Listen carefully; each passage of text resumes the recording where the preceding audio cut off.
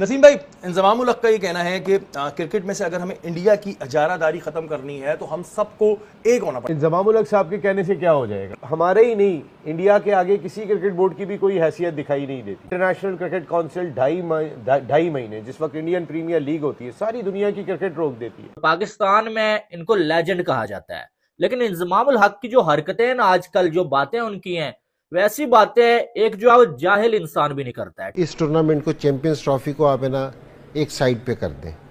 आप आईपीएल देखें, आईपीएल में दुनिया के सारे टॉप प्लेयर आके खेलते हैं। इंडियन प्लेयर किसी लीग में जाके नहीं खेलते। सारे बोर्ड वालों को ये चाहिए कि जो अपने प्लेयर्स हैं वो आईपीएल में भेजना छोड़ दें। जी भाई, ये तो इसका तो प्लेयर्स ये कहते हैं कि जब आईपीएल हो रही है तो इंटरनेशनल क्रिकेट होनी नहीं चाहिए। इंजमाम कह रहा है आईपीएल ना खेलें। हाँ, तेरे भांजे को ले ले, भतीजे को, बेटे को, तो आईपीएल के आईपीएल का क्या लेना देना है भाई इसके साथ?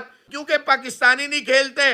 दुनिया क्रिकेट भाई वो रोजगार है, जिसका दिल करता जाए, नहीं करता ना जाए। आलू, एक जमाने में एक बंदे ने इसको कहा था और बिल्कुल सही कहा था, आलू। और यकीन करो ये बेचारा आलू हमारा, जिसका नाम इंजमाम उल हक है, ये पगला गया है और ये पूरी दुनिया से कह रहा है कि बॉयकॉट कर दो, ऐसी की तैसी तोड़ दो जहां पर आईपीएल के दरवाजे, और मत जाओ आईपीएल। आईसीसी से कितना बेनिफिट करता है financially BCCI? Itself BCCI financially इतना स्ट्रांग हो गया है कि कोई भी बोर्ड उनके अगेंस्ट आके खड़ा नहीं होना चाहे। मैक्सवेल कहते हैं कि मैं 2013-14 में इंग्लैंड में था और आईपीएल का पैसा आने के बाद मैं एटीएम से कुछ पैसे निकालने गया। पैसे निकालने के बाद जब मैंने स्क्रीन पर अपना अकाउंट बैलेंस देखा तो मेरा दिमाग पैनिक में चला गया।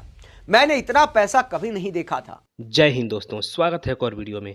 दोस्तों, हर साल हर देश से खिलाड़ी आईपीएल में हिस्सा लेने के लिए भारत आते हैं। यह बात शायद इंजमाम उल हक को पसंद नहीं आई है। इंजमाम ने कहा हर देश से हर खिलाड़ी आईपीएल खेलने आता है, लेकिन बीसीसीआई किसी भी भारतीय खिलाड़ी को दूसरे देशों की किसी लीग में खेलने जाने की इजाज़त नहीं देता। हर बोर्ड को अब से अपने खिलाड़ियों को आईपीएल के लिए भेजना बंद कर देना चाहिए। अगर आप अपने खिलाड़ियों को रिलीज नहीं करते हैं तो किसी दूसरे बोर्ड को भी तो रुख अपनाना चाहिए। इंजमाम का आईपीएल बायकॉट स्टेटमेंट 18वें सीजन से पहले आया है, जो 22 मार्च 2025 को शुरू होने वाला है।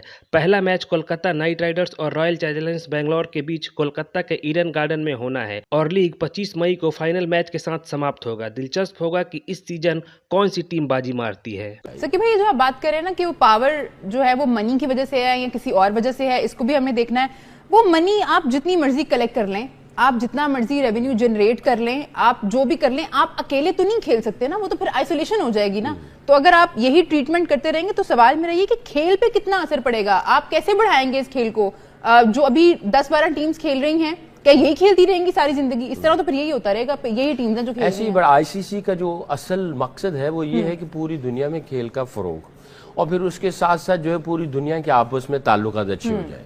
और फिर अगर किसी गोरे से पूछेंगे ना तो वो कहते हैं it's not a cricket, it's way of life, it's unite the whole world, सबको जोड़ती है। जो उनके मौकफ पीछे ये है। अब ये सारी चीजें जो है ना, मुझे वो ढोंग लग रही है अगर ये जिस रुख पे जा रही है। ये सारा चक्कर है ना पैसे का है।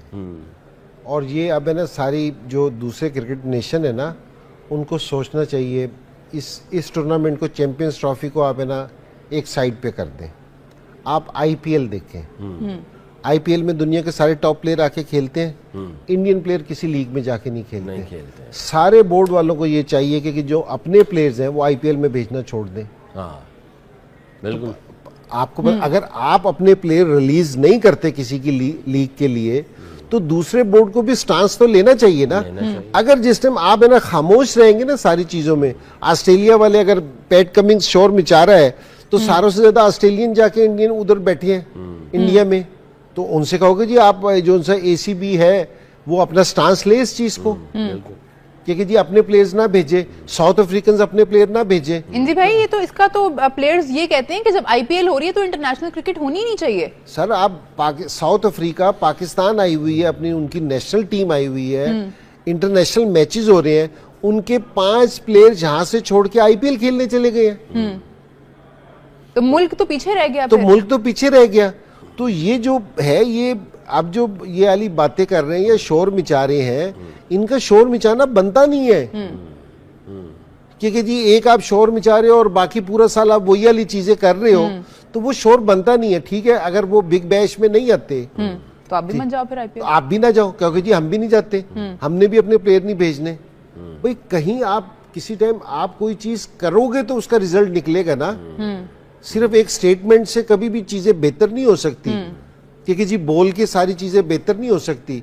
तो आपको कुछ चीजें करनी पड़ेंगी, कुछ करना। आप उनसे कहोगे जी ठीक है, अगर आप ये चाहते हो कि सारी दुनिया के क्रिकेटर्स आपके पास आके खेलें, तो आपके क्रिकेटर्स को भी जाके दूसरी जगहों पे खेलना पड़ेगा। नसीम भाई, इंजमामुल हक का ये कहना है कि क्रिकेट में से अगर हमें इंडिया की इजारादारी खत्म करनी है तो हम सबको एक होना पड़ेगा। उन्होंने ये भी कहा कि जी आईपीएल में तमाम इंटरनेशनल जो है प्लेयर्स जाते हैं, खेलते हैं, लेकिन वो अपने प्लेयर्स कहीं नहीं बेचते हैं, सिर्फ इंग्लैंड की काउंटी में बेचते हैं, वो भी कि उनकी परफॉर्मेंस अच्छी हो जाए। सही कह रहे हैं इंजमामुल हक साहब? देखिए, इंजमामुल हक साहब के कहने से क्या हो जाएगा। मैं एक बात कह रहा हूँ कि दुनिया की क्रिकेट को हम अपने बोर्ड को उस जगह पे लेकर आए हुए हैं कि जहाँ पर शायद हमारे ही नहीं, इंडिया के आगे किसी क्रिकेट बोर्ड की भी कोई हैसियत दिखाई नहीं देती। हम अपनी बात क्यों करें, ये सिर्फ कहने की बात है।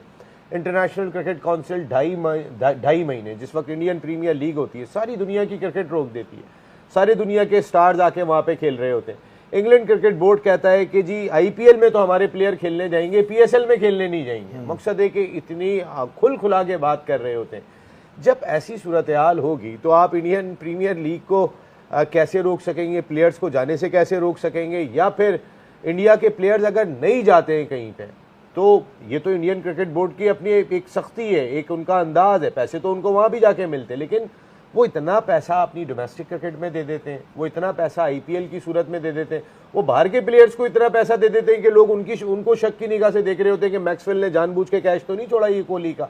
तो यहाँ तो शक व शुबात ये पाए जा रहे होते हैं कि यानी कि ग्राउंड फिक्सिंग, पिच फिक्सिंग और उसके बाद फिक्सिंग भी लगती है मुझे तो। वो अब तो खैर वो जो जब से आपने बोला था आपको रोहित, जो भी कॉइन उछालते सारे हार ही तो रहे, अब कौन सी फिक्सिंग दिखाई दे रही है, लेकिन जीत रहे हो तो समझ में आए। 476 डेज हो गए। लेकिन वो पहले कॉइन जब उछालते थे वो उस बॉक्स में नहीं गिरता था, आगे चला जाता था। मैच रेफरी उठाते थे जी India you won the toss, मकसद है वो पहले किसी को भी नजर नहीं आता था, लेकिन तो अब आपका ये कहने का मकसद है कि इजारादारी इस तरह खत्म नहीं हो सकती, सवाल ही पैदा नहीं होता। बॉयकॉट की जो बात की है, तो ग्लेन मैक्सवेल का एक बयान मैं आपको दिखाता हूं कि पैसा कितना मिलता है और कितना मायने रखता है।